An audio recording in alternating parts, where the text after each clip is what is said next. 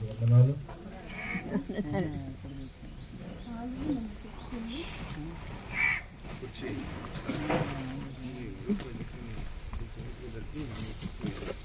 దేవుడు మానవ జీవితాన్ని ఎలా కలిగించారు.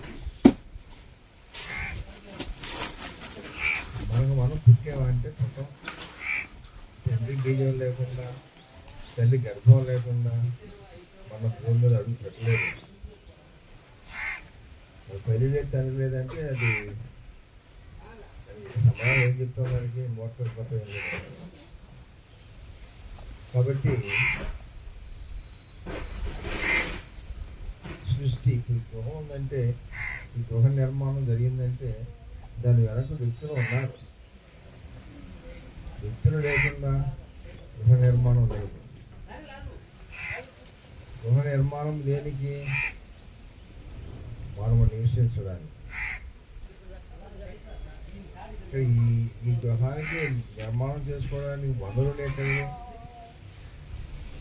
అందుబాటులో ఉన్నాయి కాబట్టి వనరులు వాటిని అందుకుంటున్నాం. భూమి ఉన్నాయి. కొన్ని దేశాలైతే సముద్రంలోనే ఊరు కడుతున్నారు. చాటుగా సముద్రమే కట్టేస్తున్నారు. సముద్రంలో ఇల్లు కట్టడమే కాదు, సముద్రం మీద వంతులు కూడా వేస్తున్నారు దేశానికి దేశానికి. మాడు చంద్రమండలం వరకు కూడా వెళ్తున్నాడు.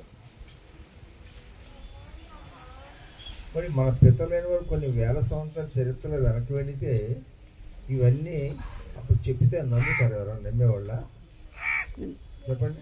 100 సంవత్సరాలు వెనక్కి వెళితే మరి మనకి ఫోన్లు ఉన్నాయా? ఈ టీవీలు ఉన్నాయా? కాబట్టి ఒక అద్భుతము, మానవుని పరిజ్ఞానం ఇంత అద్భుతంగా ఉంటే మానవ పరిజ్ఞానమే లేని వాటిని కల్పిస్తూ ఉంటే మీరందరూ అలా చూసి చెప్పలేగా, మా దగ్గర వస్తారు కదా, వస్తారు కదా, ఎక్కడికి వస్తారు, ఉంటారు, భోజనం చేస్తారు, మాట్లాడుకుంటారు, పరిచయం చేసుకుంటారు, వదనాలు చేసుకుంటారు. సరే, ఇవన్నీ కామన్ జరుగుతూ ఉంటాయి. సరే, కాబట్టి ఇక్కడ మనం చెప్పేది ఏంటంటే ఈ సృష్టి యొక్క నిర్మాణము ఇప్పుడు ఎన్ని వేల సంవత్సరాలు అయింది? కొంతమంది చెప్తే కొన్ని వేల కోట్ల సంవత్సరాలు అయిందంట. కోట్ల సంవత్సరాలు ఎక్కడ? ఇవాడు వచ్చా నాగరికత ఎక్కడ?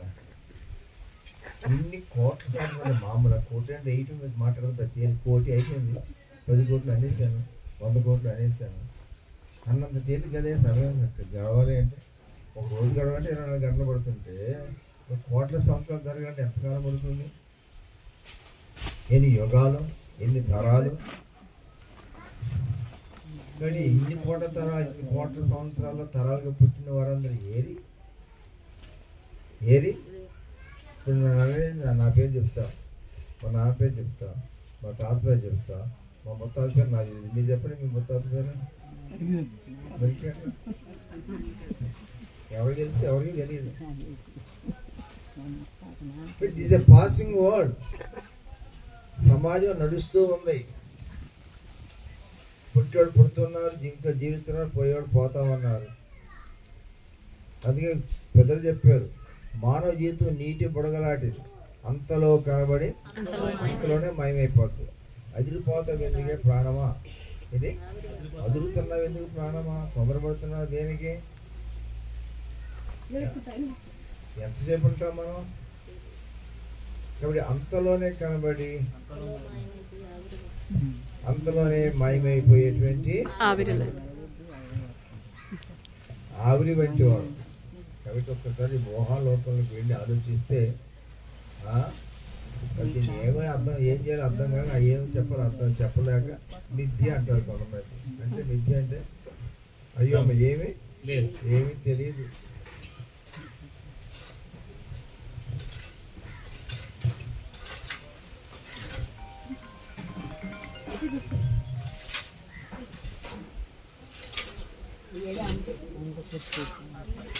సరే సైకోలో.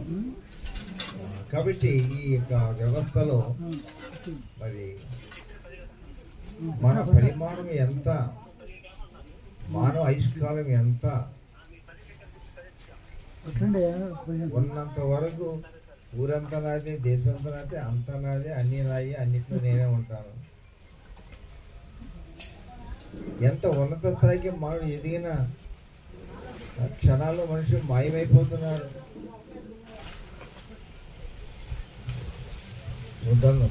మనమే విడిచి వెళ్ళిపోతున్నాం.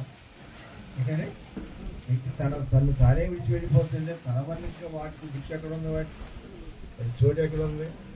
ఇక్కడ ఇందుకు నేను వివరం చేసేది ఏంటంటే, మనం ఒకప్పుడు లేము, ఇవాళ ఉన్నాము, ఇప్పుడు ఉండబోము. నేను పుట్టముందు అడ్రస్ ఏంటి, నా ఫోన్ నెంబర్ ఎంత, నాకేం తెలుసు? చనిపోతుంది ఎక్కడికి వెళ్తాం, ఏమో మనకేం తెలుసు? ఇవన్నీ తెలిసి అంత నాది నాది నాది నాది నాది నాది అంటున్నా మనం. మరి రేపు పొద్దున నేను ఏమవుతానో నాకు తెలియదు అంటున్నప్పుడు ఏంటి ఇంక బ్రతుకు అలా అలా ఆ అయ్యమ్మకి వెళ్ళిపోవాలి మనం. నేను వెళ్ళను, నేను సావను, నాకు ఇష్టం లేదు, ఇట్లాగే ఉంటా. సాధ్యమా? ఏమండి, ఎవరికి సాధ్యం? కాబట్టి ఇప్పుడు ఏమైందంటే నమ్మినా దేవుడు ఉన్నాడంటాడు, దేవుడు లేడంటాడు. ఎవరి ఇష్టం వాళ్ళదే, ఎవరి చిత్తం వాళ్ళదే. కాదంటే ఎవరికి అవకాశం, ఆధారాలు లేవు. నమ్మక విశ్వాసాలు వ్యక్తిగతం.